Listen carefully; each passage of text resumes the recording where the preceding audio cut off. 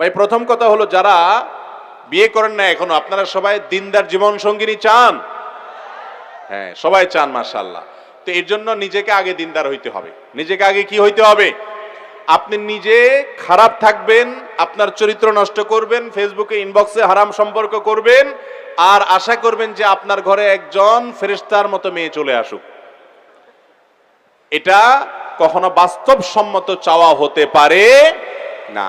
মনে রাখবেন, ভালো জীবন সঙ্গিনী চাইতে হলে আপনি নিজে ভালো হওয়ার চেষ্টা করতে হবে, এটা হলো প্রথম কাজ। আবার কেউ এখান থেকে সহজে যোগ বিয়োগ করে ফলাফল বের করেন না যে আমার যেহেতু চরিত্র ভালো না, অতএব আমার যে জীবন সঙ্গিনী আসছে এটারও মনে হয় চরিত্র খারাপ। এরকম সহজ সমীকরণের সুযোগ কিন্তু নাই, কারণ অনেক খারাপ মানুষকে আল্লাহ তাআলা ভালো মানুষ দিছেন না, দেন নাই। ফেরাউনের মতো খারাপ মানুষের ঘরে আসিয়ার মতো নেককার বিবি গেছে না, যায় নাই। অতএব আপনি খারাপ হলেও আপনার ঘরে আসা মেয়েটা ভালো হতে পারে। একজন মেয়ে বিয়ের আগেতে দিনদার কিনা কিভাবে বুঝবেন? এটার মতো কঠিন কাজ আল্লাহর জমিনে খুব কম আছে। আজকাল বিশেষ করে শুধু নামাজ কালাম দেখে লোকটা ধার্মিক এটা মনে করা এত সহজ নয়। বিশেষ করে পাত্রী নির্বাচনের ক্ষেত্রে সে ধার্মিক কিনা, আল্লাহ ভীরু কিনা, এটা বোঝার জন্য সর্বপ্রথম এবং প্রধান বিষয় হলো যে সেই মেয়েটা শতভাগ পর্দা মেনটেন করে কিনা। পর্দা বলতে বোরকা পরা না, পর্দা বলতে হাত মোজা পা মোজা না, পর্দা বলতে তার জীবনে সামগ্রিকভাবে মাহরাম নন মাহরাম মেনটেন করে কিনা। মাহরাম নন মাহরাম মেনটেন বুঝেন? মানে হলো সে তার মামাতো ভাইয়ের সাথে পর্দা করে কিনা, চাচাতো ভাইয়ের সাথে পর্দা করে কিনা, খালাতো ভাইয়ের সাথে পর্দা করে কিনা, তার ওই বেহাইয়ের সাথে পর্দা করে কিনা, যাদের সাথে পর্দার বিধান আছে অথচ পরিবারের সদস্য কিংবা আত্মীয় স্বজন তাদের সাথে পর্দা করে কিনা। অনেক মেয়ে আছে বাহিরে বোরকা পরেন কিন্তু বাসা বাড়িতে আসলে পর্দার বালাই নাই। অনেক মহিলা বাহিরে পর্দা করেন, বাসায় এসে দেবরের সাথে পর্দা করেন না, এবং আত্মীয় স্বজনের মধ্যে যাদের সাথে পর্দা করতে হবে তাদের সাথে পর্দা করেন না। এটা কখনো সঠিক পর্দা হতে পারে না। একজন মেয়ের দিনদারিতার প্রধান দিক হলো তিনি আল্লাহর ফরজ বিধানটাকে বুঝে মানার চেষ্টা করেন, এক। দ্বিতীয়ত, ভালো মেয়ে বিশেষ করে দিনদারিতার একটা বড় আলামত হলো তার ভিতরে দুনিয়ার মোহ থাকবে না। কি থাকবে না? দুনিয়ার মোহ। অল্পে তুষ্ট থাকবে। জীবন সঙ্গিনীর জন্য এই বিষয়টা অনেক গুরুত্বপূর্ণ যে অল্পে তুষ্ট থাকা।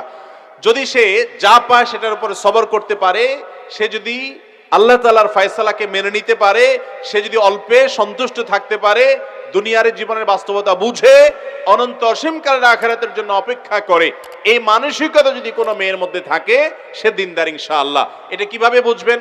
তার সাথে আপনি যখন দেখতে যাবেন কথাবার্তা বলবেন, মেইল চালাচালি করে তার মানসিকতা জিজ্ঞেস করবেন।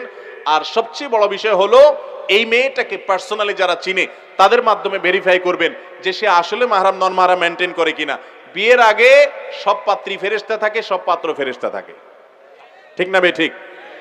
যখন বিয়ে করতে যান শ্বশুর বাড়িতে নতুন, তখন একেবারে আপাদমস্তক দুষ্ট, আপাদমস্তক খারাপ যুবকটাও সেখানে গিয়ে একেবারে ইনোসেন্ট বয়স সেজে যায়, ঠিক না বে ঠিক?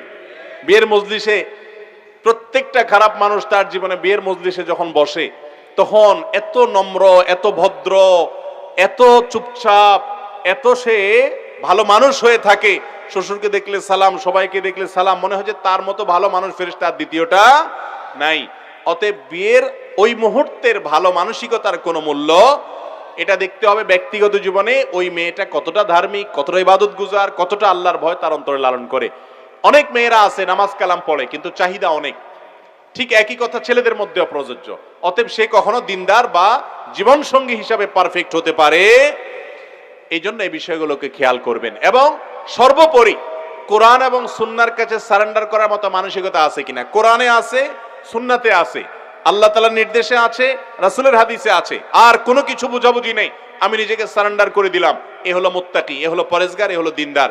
এরকম জীবন সঙ্গী যদি পাওয়া যান তো মনে রাখবেন এটা হলো আল্লাহর জমিনে সবচেয়ে বড় অ্যাসেট, সবচেয়ে বড় সম্পদ, সবচেয়ে মূল্যবান এবং দামি বিষয় হলো এটা। নবী করিম সাল্লাল্লাহু আলাইহি সাল্লাম বলেছেন, আদ-দুনিয়া কুল্লুহা মাতা, এই দুনিয়াতে সবকিছুই এমন করে আল্লাহ সৃষ্টি করেছেন যে এটার উপকারিতা আমরা ভোগ করি, উপভোগ করি, এনজয় করি। ওয়া খায়রু মাতা'আদ দুনিয়া আল মারআতুস সালিহা, যদি কারোর ঘরে একজন ধার্মিক, আল্লাহ ভীরু, আল্লাহকে চিনে এরকম একজন দিনদার মেয়ে আসে, তার জীবনে যে সৌভাগ্য হবে, সে যে সম্পদের মালিক হবে, এই রকম সৌভাগ্য আর কারো জীবনে হতে পারে